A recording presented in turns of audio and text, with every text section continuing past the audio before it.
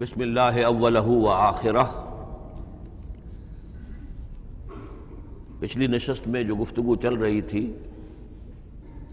وہ فہم قرآن کے ضمن میں کچھ بنیادی اصول کہ جنہیں اگر پیش نظر رکھا جائے تو سہولت ہو جائے قرآن کے سمجھنے میں۔ 5 چیزیں بیان ہو چکی تھیں۔ نمبر 1، قرآن کا اسلوب استدلال نہیں ہے، فطری ہے، نیچرل اور خطابی ہے، انسان کو خود غور و فکر کرنے اور اپنے اندر جھانکنے کی دعوت دیتا ہے قرآن۔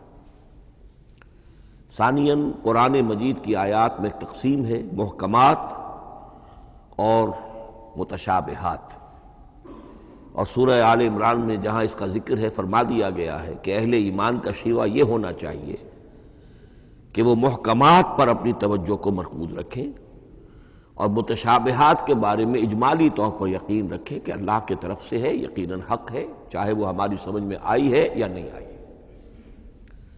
لیکن اس میں جو ایک براڈ تقسیم ہے وہ یہ کہ آیات الاحکام سب کی سب محکمات ہیں مستقل،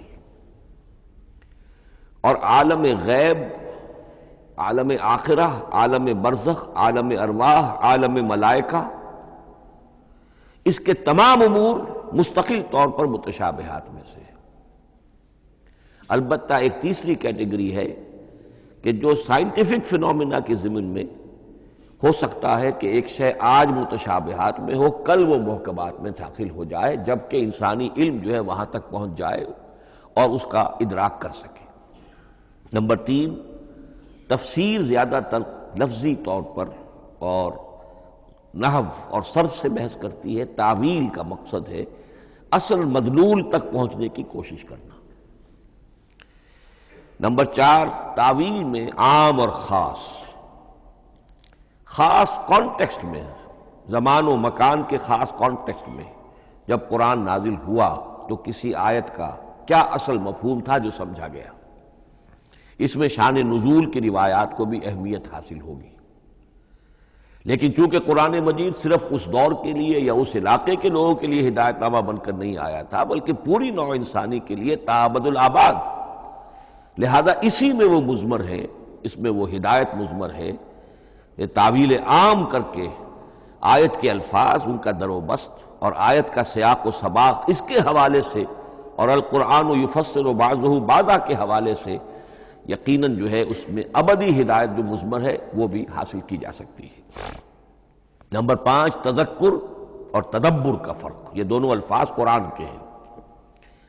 تذکر کے لیے 4 مرتبہ اللہ نے سورہ قمر میں چیلنجنگ انداز میں فرمایا ہے وَلَقَدْ يَسَّرْنَا الْقُرْآنَ لِلذِّكْرِ فَهَلْ مِن مُّدَّكِرٍ، ہم نے قرآن کو ذکر کے لیے، تذکر کے لیے، ہدایت اخذ کرنے کے لیے، بنیادی نصیحت حاصل کرنے کے لیے نہایت آسان بنایا ہے۔ تو ہے کوئی جو اس سے تذکر کرنا چاہے؟ اس تذکر بالقرآن کے لیے صرف یہ کافی ہے کہ انسان عربی زبان سے اتنا واقف ہو کہ اس کا ایک براہ راست مفہوم سمجھتا چلا جائے، اور دوسری شرط لازم ہے نیت کی درستی، طلب ہدایت پیش نظر ہو، اپنے علم کی دھونس جمانا جو ہے وہ مقصود نہ ہو، تو قرآن مجید سے تذکر حاصل ہو جائے۔ تدبر کے اعتبار سے قرآن مجید مشکل ترین کتاب ہے، بلکہ میں نے اس وقت ایک غلط لفظ استعمال کر دیا تھا، دنیا کی مشکل ترین، یہ دنیا کی کتاب ہے ہی نہیں، یہ تو مشکل ترین کتاب ہے، بہی معنی کہ اللہ تعالیٰ کے علم کامل سے اس کا نزول ہوا ہے، اس علم کا احاطہ کسی انسان کے لیے ممکن نہیں ہے۔ اسی طرح یہ قرآن ایک ایسے سمندر کے مانند ہے جس کا نہ کوئی کنارہ ہے اور نہ ہی اس کی کوئی تہہ ہے، اس میں پوری زندگیاں کھپانے کے باوجود بھی افلا یتدبرون القرآن، تدبر، لیدبروا آیاتہ ولیتذکر اولو الالباب، یہ 2 اصطلاحات خود قرآن کی ہیں۔ میرا جو کتابچہ ہے مسلمانوں پر قرآن مجید کے حقوق، اس میں میں نے ان پر تفصیل سے بحث کی۔ نمبر 6، 2 اعتبارات سے قرآن مجید پر غور کرنے والے کا ایٹیچیوڈ ایک دوسرے سے بالکل متضاد ہوگا۔ احکام کے حوالے سے ایک طالب علم کا رخ پیچھے کی طرف ہونا چاہیے، اسلاف نے کیا سمجھا، ان سے پہلوں نے کیا سمجھا، ان سے پہلوں نے کیا سمجھا، صحابہ نے کیا سمجھا، یہاں تک کہ اپنے آپ کو محمد الرسول اللہ کے قدموں میں پہنچا دیجیے۔ دین کا عملی پہلو، حلال اور حرام، جائز و ناجائز، یہ چیزیں آپ کو، یہ نہیں کہ آپ کو نئے زمانے کی وہ جو بھی ریسرچ ہو اس کے حوالے سے اور نئے زمانے کے سائنسی جو حقائق ہیں ان کے حوالے سے بات کریں۔ دوڑ پیچھے کی طرف ہے گردش ایام تو، پیچھے سے پیچھے، پیچھے سے پیچھے، یہاں تک کہ مصطفیٰ برسا خیش را کے دی ہم اوست اگر بہو نہ رسیدی تمام مولا پیچھے۔ لیکن حکمت، سائنس، اس کے حوالے سے آگے بڑھی ہے، آگے سے آگے بڑھی ہے۔ وہ تو میں عرض کر چکا ہوں کہ وہ جو فینومینا قرآن مجید میں سائنٹیفک مذکور ہیں ان کی اصل حقیقت جو ہے وہ ہمارے اگر اسلاف کو سمجھ میں نہیں آ سکی تو بات سمجھ میں آتی ہے۔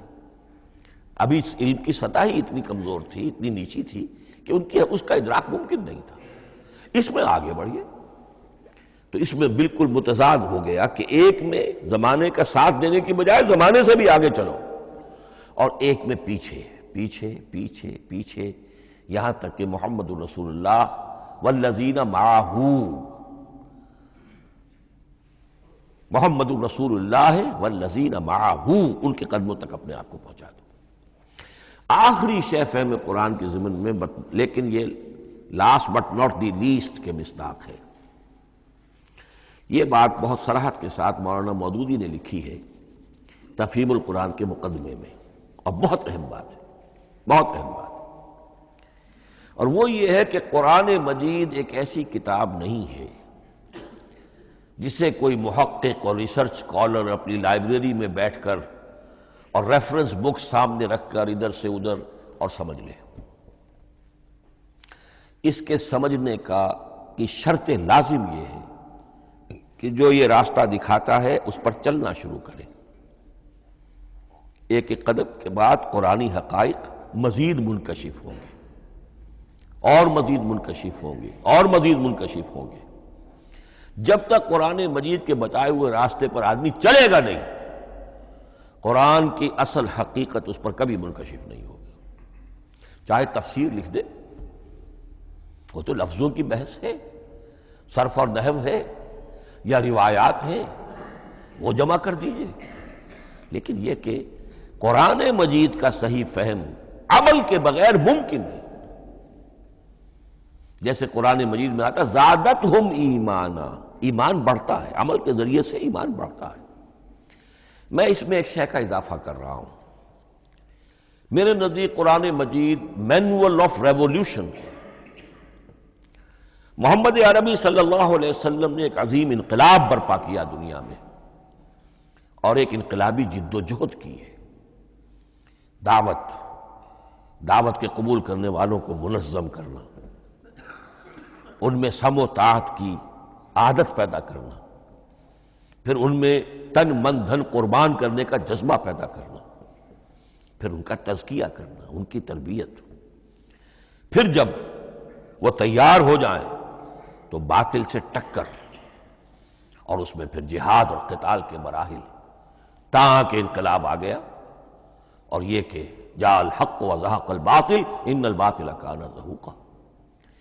اس جد و جہد کے ہر مرحلے پر قرآن نازل ہو رہا ہے، جو اس مرحلے کے جو مسائل ہیں، جو اس مرحلے کے پرابلمز ہیں، جو اس مرحلے کی مشکلات ہیں، ان سے بحث کر رہا ہے۔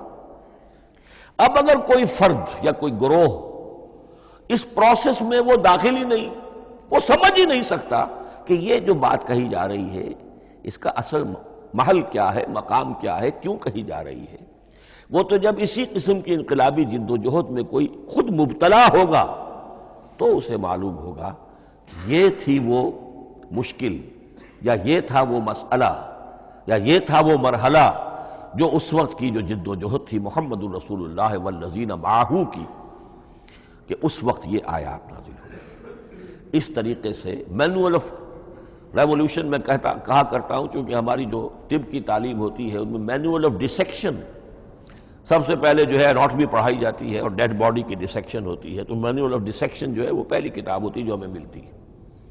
یہ ہوتا ہے بتایا جاتا ہے یہاں ذرا شکاف دو اور یہ کھال کو کاٹو، اس کے اندر تمہیں یہ نظر آئے گا، یہ فیشیا ہے، پھر اسے اس کے اندر ایک اور شگاف دو، یہ نظر آئے گا۔ بالکل اسی طریقے سے قرآن مجید کی انگلی پکڑ کر اگر آپ چلیں گے تو پھر درجہ بدرجہ قرآن آپ پر منکشف ہوتا چلا جائے گا۔ اور اگر آپ نے اسے صرف ایک اکیڈمک ایکسرسائز بنا لیا، ایک علمی بات ہے، اس سے آگے کچھ نہیں، تو قرآن مجید کا جو اصل لب لباب ہے، جو اصل اس کا جوہر ہے، وہ کبھی منکشف نہیں ہوگا۔ اب آئیے ایک اہم موضوع،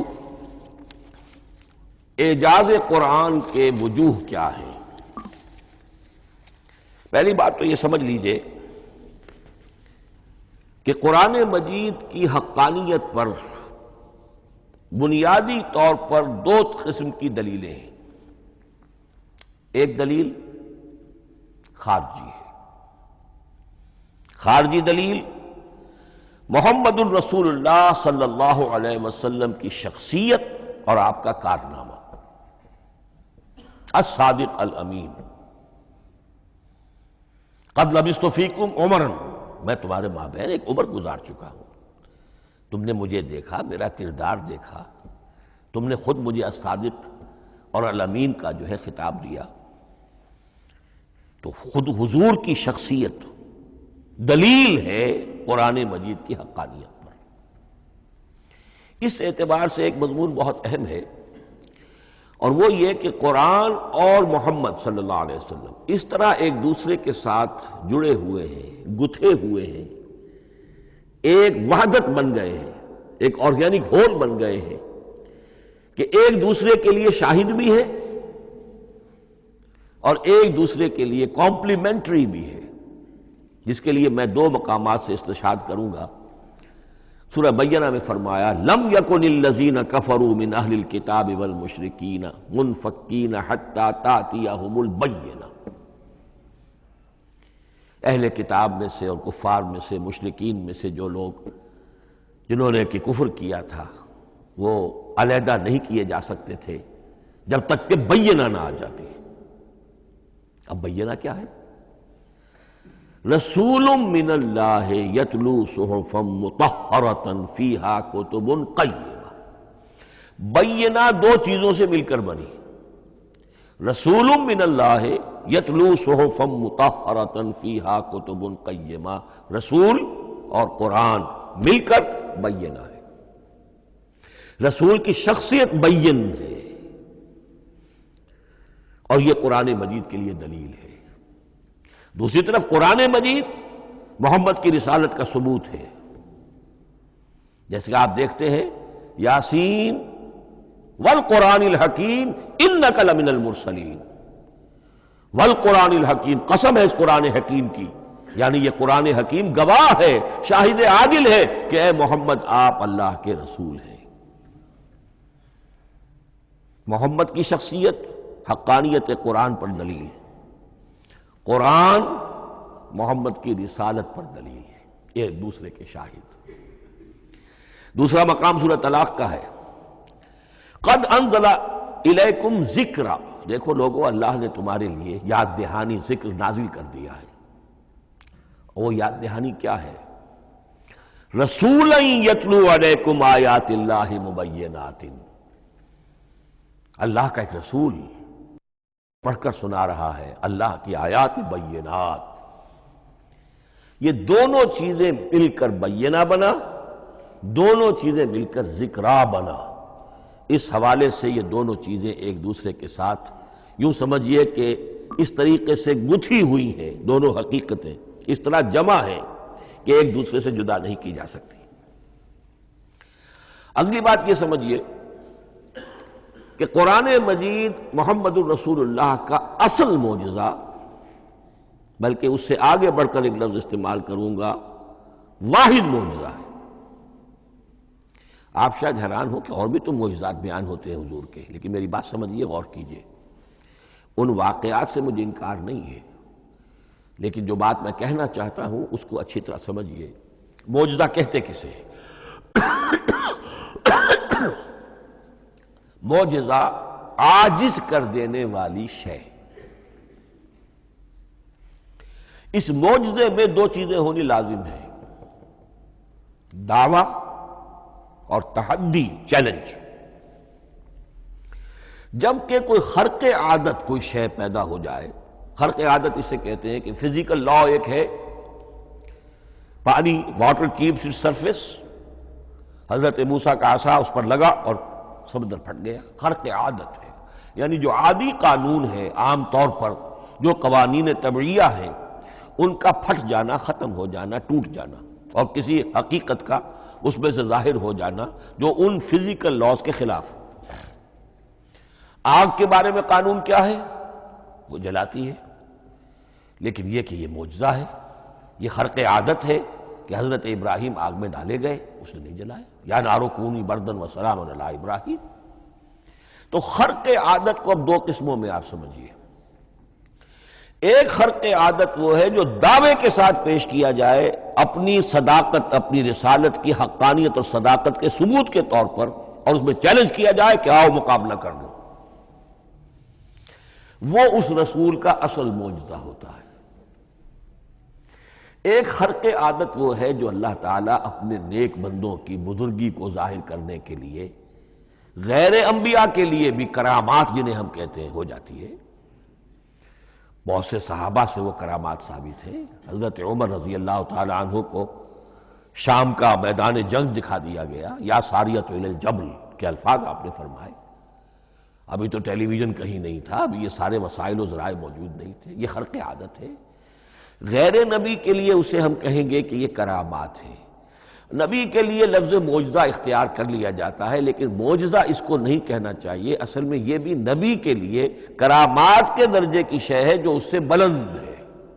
معجزہ وہ ہے جسے کوئی نبی دلیل کے طور پر پیش کرے اور اس پر چیلنج کرے کہ آؤ اور مقابلہ کرو. مثلا حضرت موسیٰ علیہ السلام کو دو معجزے دیے گئے، اور اس میں سے جو سانپ بن جانا تھا لاٹھی کا، وہ معجزہ ہے جس پر چیلنج بھی آیا اور ساحروں سے مقابلہ بھی کیا، اور ساحر شکست کھا گئے، عاجز آ گئے. القی السحرۃ ساجدین، وہ سارے جادوگر جو ہیں فوری طور پر بے اختیار سجدے میں گر گئے. آمنا برب موسیٰ و ہارون، ہم ایمان لے آئے موسیٰ اور ہارون کے رب پر. یہ معجزہ ہے. اس معنی میں محمد الرسول اللہ صلی اللہ علیہ وسلم کا معجزہ صرف قرآن حکیم.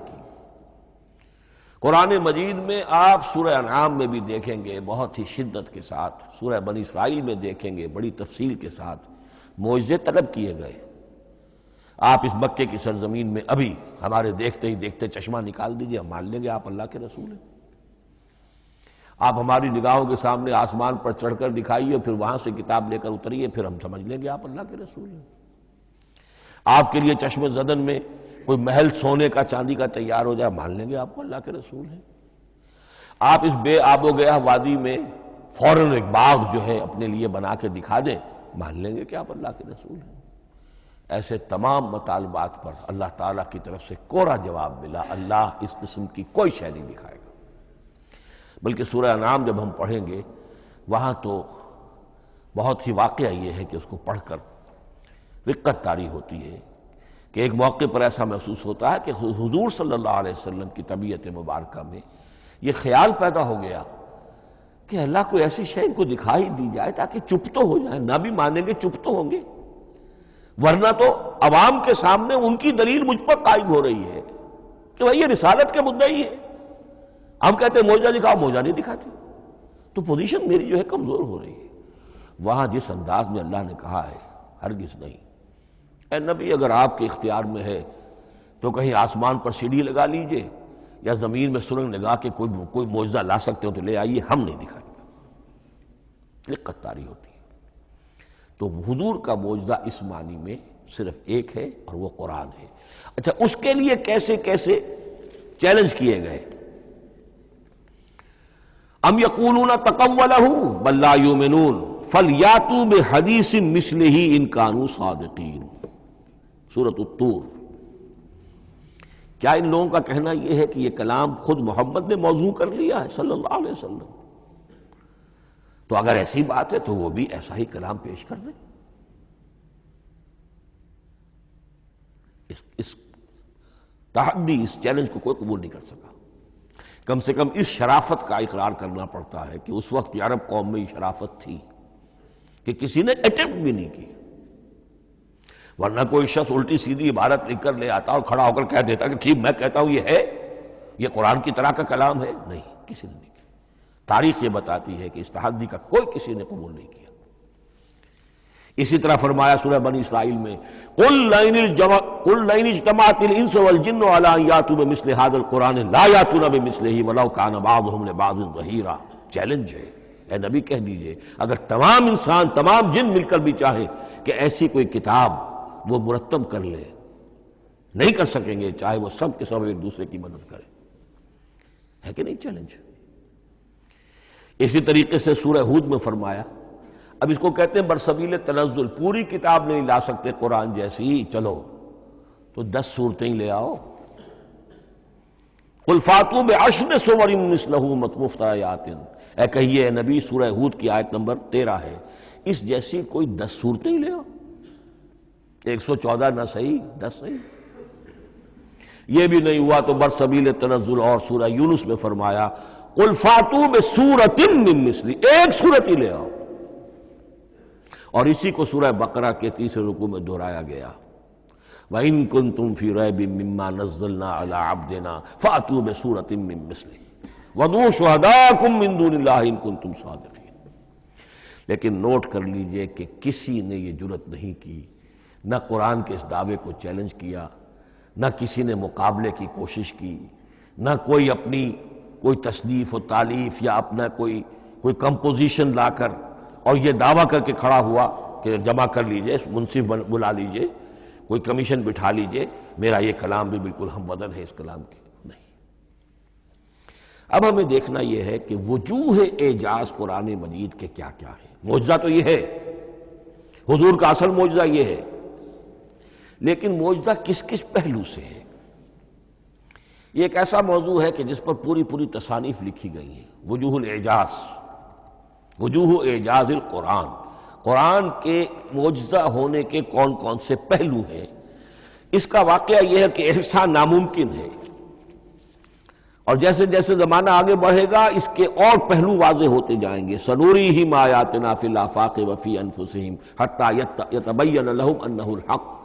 لیکن یہ کہ کس کس پہلو سے یہ معجزہ ہے، چند موٹی موٹی باتیں ضرور سمجھ لیجئے. لغت، ادب، فصاحت، بلاغت، عذوبت، مٹھاس، اس کے اعتبار سے قرآن معجزہ ہے. لیکن اس اعتبار سے قرآن معجزہ ہے یا تو تھا اپنے زمانے کے عربوں کے لیے، غیر عرب کے لیے تو نہیں تھا. غیر عرب جو ہے قرآن مجید کی جو بھی فصاحت و بلاغت ہے، اس کا جو لٹریری بیوٹی ہے، اس کو تو وہ اپریشیٹ نہیں کر سکتا تھا. یہ حصہ جو ہے یا تو عربوں کے لیے تھا اس وقت دائمی، یا آج بھی عرب کچھ نہ کچھ، بہرحال عربی ان کی زبان ہے، وہ پڑھتے ہیں.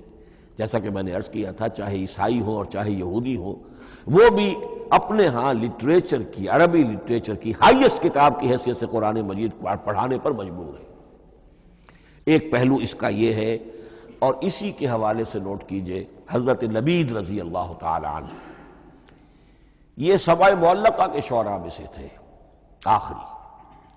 عربوں میں چونکہ اس کا بڑا چرچا تھا شاعری کا، تو ان کا جو سالانہ جشن ایک ہوتا تھا، اس میں وہ بہت بڑے بڑے شعراء سب جمع ہوتے تھے، اپنے اپنے قصیدے پڑھتے تھے، اور جس کا قصیدہ سمجھا جاتا تھا کہ سب سے اعلیٰ ہے، سب سے بلند ہے، سب سے عمدہ ہے، اب اسے اس سال کے لیے وہ گویا کہ ملک الشعراء اس کو مانا جاتا تھا کہ یہ شاعروں کا بادشاہ ہے، اور تمام شاعر اسے سجدہ کرتے تھے بالفعل، اور اس کے قصیدے کو کعبے کی دیوار کے ساتھ ٹانگ دیا جاتا تھا، معلق کر دیا جاتا تھا.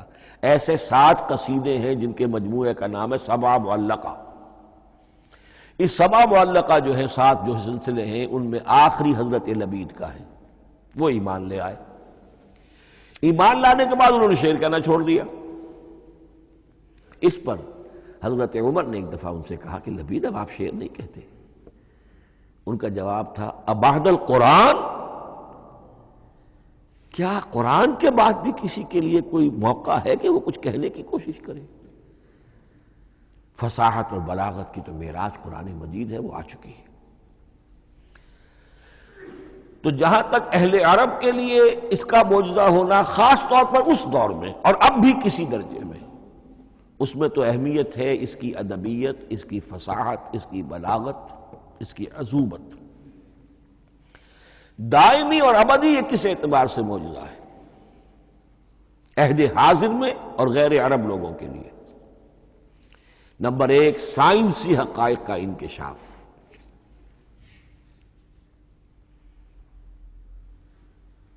جس طریقے سے کہ یہ سائنسی حقائق منکشف ہوتے چلے جا رہے ہیں ابدی طور پر. میں ڈاکٹر مورس بکائی کا حوالہ دے چکا ہوں اور پروفیسر ڈاکٹر کیتھل مور کا حوالہ دے چکا ہوں، ان کو ذہن میں رکھیے. سنریہم آیاتنا فی الآفاق وفی انفسہم حتی یتبین لہم انہ الحق. نمبر دو، حضور کا وہ کارنامہ کہ آپ نے ایک عظیم انقلاب برپا کر کے دکھایا اور وہ نظام قائم کر کے دکھایا کہ جس سے بہتر، جس سے عادلانہ، جس سے زیادہ منصفانہ کوئی نظام دنیا میں نہ آج تک قائم ہوا ہے اور نہ اس کی کوئی دوسری نظیر پیش کی جا سکتی. یہ ہے سب سے بڑا معجزہ، اور معجزہ ہوا قرآن سے. اتر کر حرا سے سوئے قوم آیا اور ایک نسخہ کیمیا ساتھ لایا.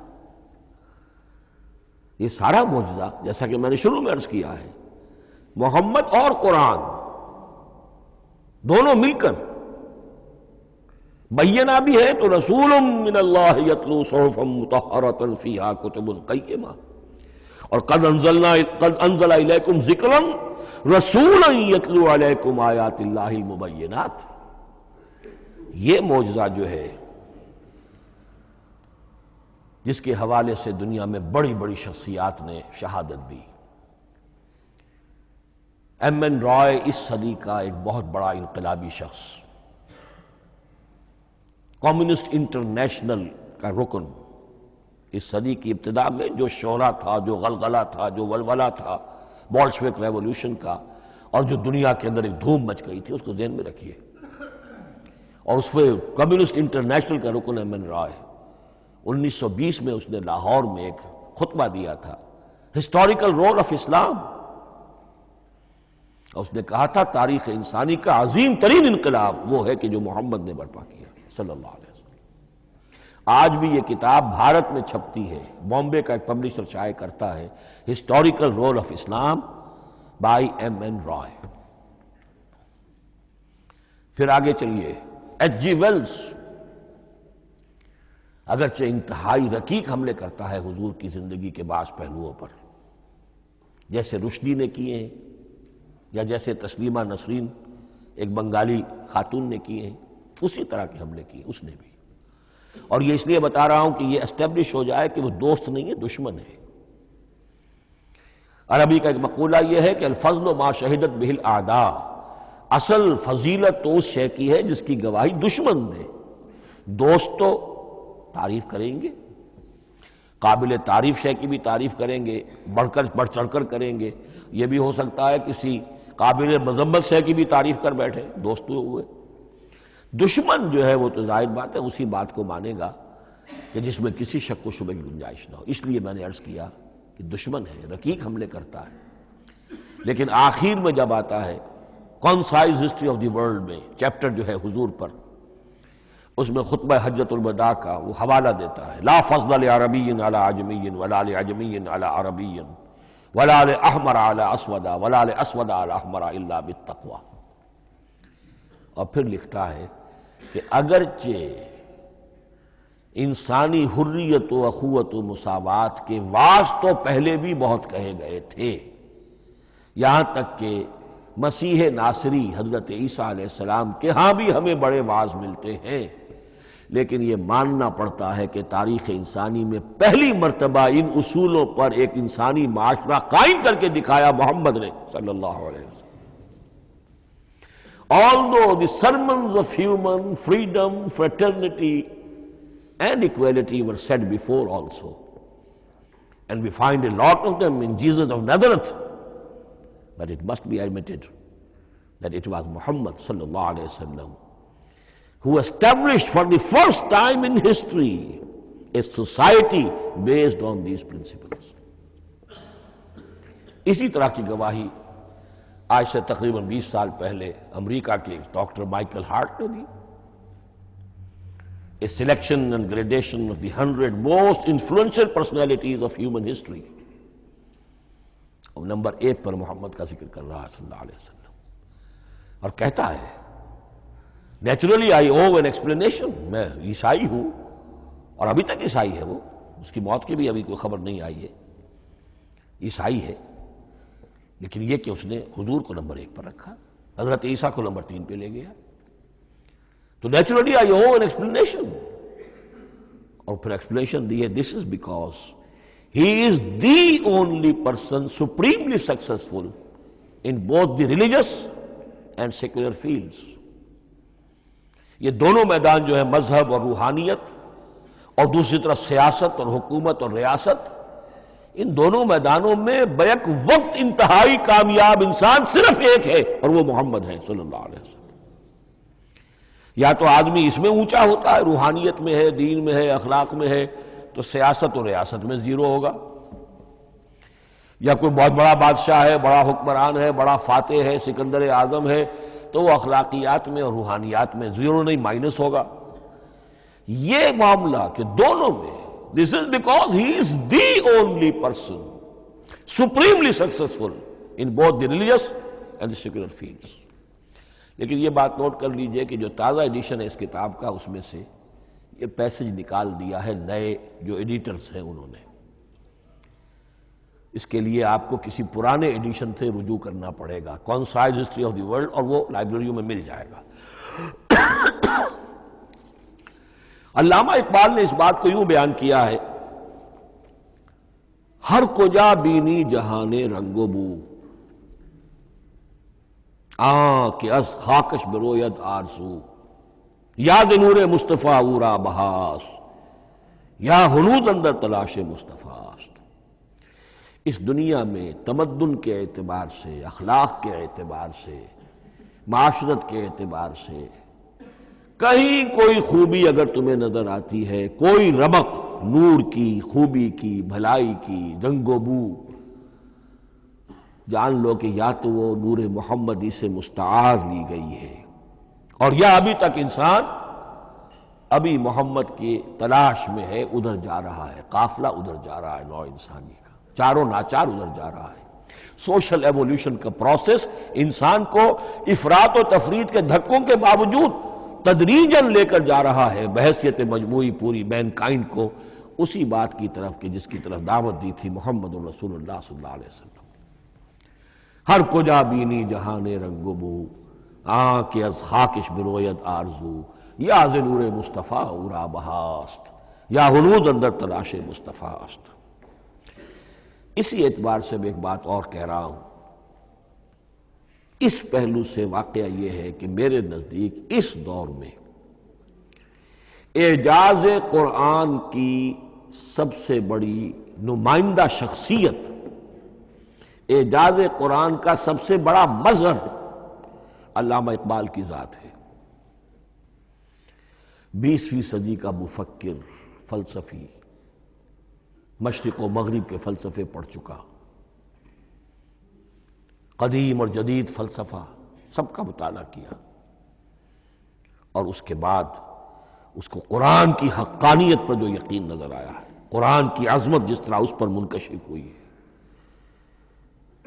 وہ واقعہ یہ ہے کہ مجھے کم سے کم اپنی محدود معلومات کی حد تک عظمت قرآن کا وہ انکشاف کسی دوسرے شخص پر نظر نہیں آتا.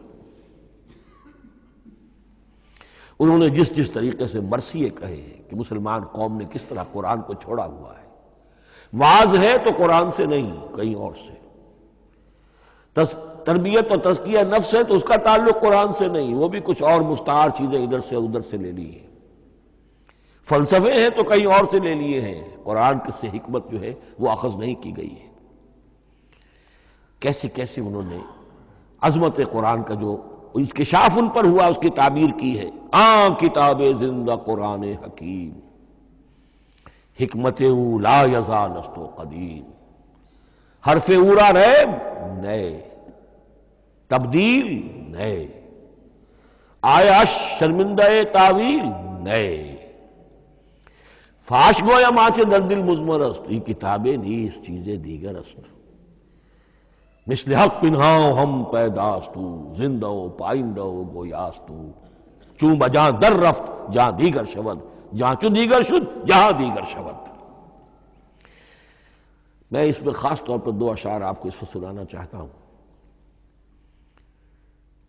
انہوں نے حضور سے مناجات کرتے ہوئے 2 اشعار کہیں، اس سے آپ کو اندازہ ہوگا کہ انہیں کتنا یقین تھا کہ میرے سارے فکر کا منبع قرآن حکیم ہے۔ کہتے ہیں گر دلم آئینہ بے جوہر است، اے اللہ کے رسول صلی اللہ علیہ وسلم، اگر میرا دل اس آئینے کے مانند ہے جس میں چمک نہیں ہے، ور بحرفم غیر قرآن مضمر است، اور اگر میرے پیغام میں قرآن کے سوا کوئی شے شامل ہو گئی ہے، قرآن کے سوا کوئی چیز اس میں چھپی ہوئی ہے، مضمر ہے، پردہ ناموس فکرم چاک کن، تو میرے فکر کی ناموس کے دھجیاں بکھیر دیجئے، پردہ ناموس فکرم چاک کن، این خیاباں راز خارم پاک کن، اس شاہراہ کو اس کانٹے سے پاک کر دیجئے، کانٹا میرا، میں کانٹے کے مانند ہوں، پھر اٹھا کر پھینک دیجئے، روز محشر خار و رسوا کن مرا، بے نصیب از بوسہ پاک کن مرا، قیامت کے دن مجھے ذلیل و خوار کیجیے گا اور اپنے قدموں، اپنے پائے مبارک کا بوسہ لینے سے محروم کر دیجیے گا۔ یہ اتنی بڑی بد دعا جو اقبال اپنے آپ کو دے رہا ہے، تو کس قدر یقین اسے حاصل ہے کہ اس نے قرآن کی ترجمانی کی ہے۔ اب آئیے، بہت چھوٹے چھوٹے 2 اور مضمون ہیں۔ قرآن حبل اللہ ہے، اس کے کیا معنی ہے؟ حبل رسی کو کہتے ہیں، اللہ کی رسی، حبل من مسد، سورہ لہب میں یہ لفظ آیا ہے۔ امام راغب نے اس کی تعبیر کی ہے، استعیر للوصل ولکل ما یتوصل به الی شیء، یا تو تعلق کو حبل سے استعارہ دیا جاتا ہے، استعارے کے طور پر حبل کا لفظ کسی تعلق کے لیے استعمال ہوتا ہے، یا کسی شے تک پہنچنے کا ذریعہ، وہ حبل ہے۔ اب یہ ہمیں لفظ ملتا ہے حضرت علی رضی اللہ تعالیٰ عنہ کی روایت میں، هو حبل اللہ المتین، ترمذی میں یہ الفاظ موجود ہیں، حضرت علی سے منقول ہے رضی اللہ تعالیٰ عنہ، یہی ہے اللہ کی مضبوط رسی، کیونکہ قرآن مجید میں آتا ہے وَاعْتَصِمُوا بِحَبْلِ اللَّهِ جَمِيعًا، تو حبل اللہ کون سی ہے؟ پھر یہ حضرت عبداللہ ابن عمر سے بھی ہے، یہ روایت موجود ہے رزین میں، هو حبل اللہ المتین، یہ قرآن ہی اللہ کی مضبوط رسی ہے۔ اللہ سے اب اس کے 2 پہلو ہیں، ایک تو یہ کہ یہ اللہ سے جوڑ والی ہے، تقرب اللہ کا ذریعہ ہے، وصول الشیء، کسی چیز تک پہنچانے والی شے، اس کا سہل ترین، اللہ کے تقرب کا سہل ترین ذریعہ، مؤثر ترین ذریعہ قرآن حکیم ہے۔ چنانچہ ترمذی میں حضرت عبداللہ ابن مسعود کا یہ قول موجود ہے، القرآن حبل اللہ الممدود من السماء الی الارض، قرآن تو اللہ کی وہ رسی ہے جو تنی ہوئی ہے آسمان سے زمین کی طرف۔ یہ ترمذی میں تو اصل میں اثر ہے، حضرت عبداللہ ابن مسعود کا قول ہے، لیکن یہ کہ زید ابن ارقم سے یہ الفاظ جو ہیں مرفوعاً کہ یہ حضور کے الفاظ ہیں، یہ بھی منقول ہے کہ حضور نے فرمایا کہ القرآن حبل اللہ الممدود من السماء الی الارض۔ اور ایک بڑی پیاری روایت ہے طبرانی کی معجم کبیر میں کہ ایک مرتبہ حضور اپنے حجرے سے برآمد ہوئے، مسجد نبوی کے ایک گوشے میں دیکھا کچھ صحابہ بیٹھے ہوئے قرآن سمجھ رہے ہیں، سمجھا رہے ہیں، پڑھ رہے ہیں، مذاکرہ قرآن۔ آپ کے چہرے پر بڑے بشاشت کے آثار ظاہر ہوئے، خوشی کے آثار۔ آپ چل کر تشریف لائے، پہلے ایک سوال کیا، الستم تشہدون، اللہ الہ الا اللہ وانی رسول اللہ وہذا القرآن جاء من عند اللہ۔ کیا آپ لوگ اس کے گواہ نہیں ہیں کہ اللہ کے سوا کوئی معبود نہیں اور میں اللہ کا رسول ہوں، اور یہ قرآن خاص اللہ کے پاس سے آیا ہے؟ صحابہ کا جواب کیا ہو سکتا تھا؟ بلا یا رسول اللہ، کیوں نہیں اللہ کے رسول، ہم گواہ ہیں، اللہ کے سوا کوئی معبود نہیں، آپ اللہ کے رسول ہیں اور قرآن خاص اللہ کے پاس سے آیا ہے۔ اب آپ نے فرمایا فاستبشروا، خوشیاں مناؤ، فإن هذا القرآن طرفه بأيديكم وطرفه بيد اللہ، اس لیے کہ یہ قرآن وہ شے ہے کہ اس کا ایک سرا تمہارے ہاتھ میں ہے، ایک سرا اللہ کے ہاتھ میں۔ تو وصول الی اللہ کا مؤثر ترین طریقہ، تقرب الی اللہ کا مؤثر ترین طریقہ، سہل ترین طریقہ، شور شارٹ طریقہ وہ قرآن مجید ہے۔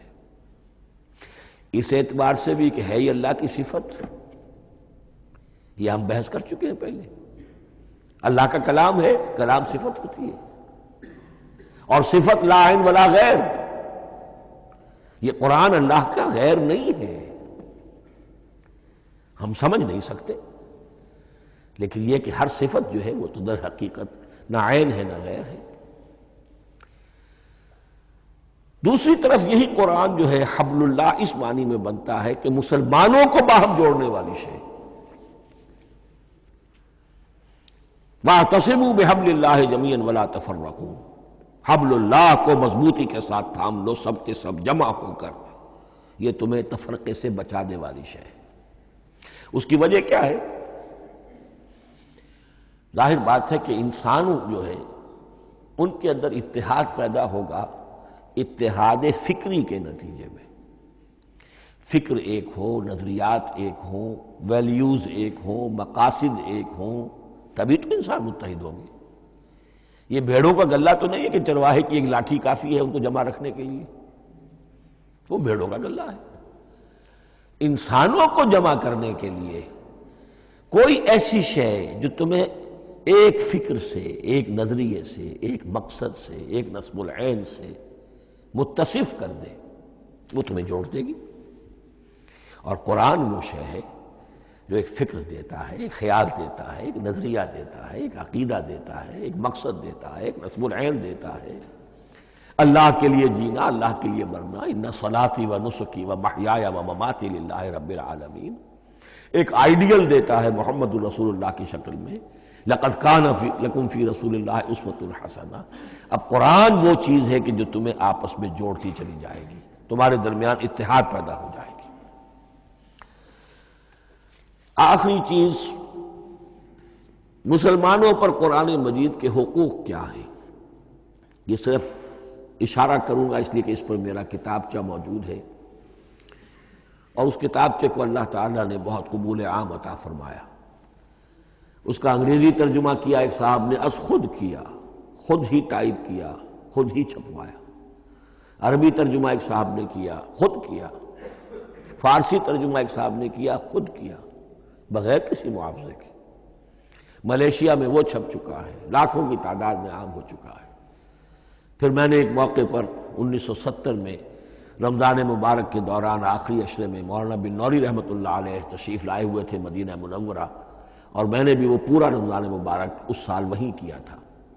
میں نے ان کو دیا تھا کہ آپ دیکھیے اس میں کوئی غلطی ہو تو مجھے بتا دیجئے، میں اسے بڑے پیمانے پر شائع کرنا چاہتا ہوں۔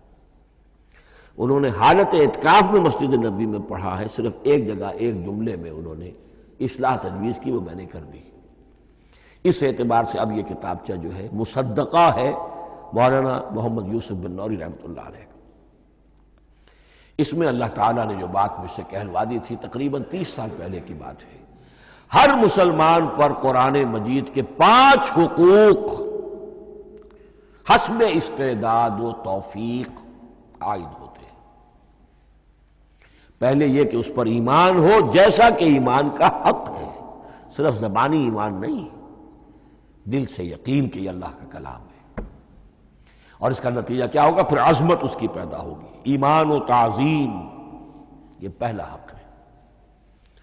تلاوت و ترتیل، اس کو پڑھے جیسے کہ پڑھنے کا حق ہے، پھر سمجھے جیسے کہ سمجھنے کا حق ہے، تذکر و تدبر،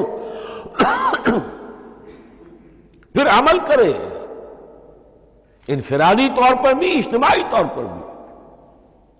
انفرادی طور پر جو آپ کی زندگی کے معاملات ہیں وہ آپ قرآن کے مطابق طے کریں، قومی سطح پر حکومت اور ریاست اور قانون اور سیاست، اس کے سارے تقاضے قرآن کے مطابق پورے ہوں، اور آخری یہ کہ اس قرآن کو پہنچائیں اور عام کریں، جس کے لیے حضور نے اس حد تک اس میں عمومیت کر دی ہے کہ بلغوا انی ولو آیۃ، پہنچاؤ میری جانب سے خواہ ایک ہی آیت پہنچاؤ، میرا کوئی امتی اس سعادت سے بالکل محروم نہ رہ جائے۔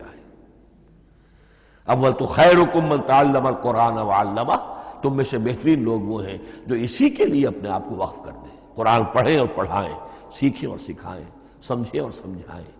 اس لیے کہ سمجھنے اور سمجھانے، سیکھنے اور سکھانے، پڑھنے اور پڑھانے کا بھی کوئی ایک لیول تو نہیں ہے، ایک عام لوگوں کی سطح ہے، ایک ان سے اوپر کی سطح ہے، ایک انٹلیکچوئلز کی سطح ہے، ایک جینیس لوگوں کی سطح ہے۔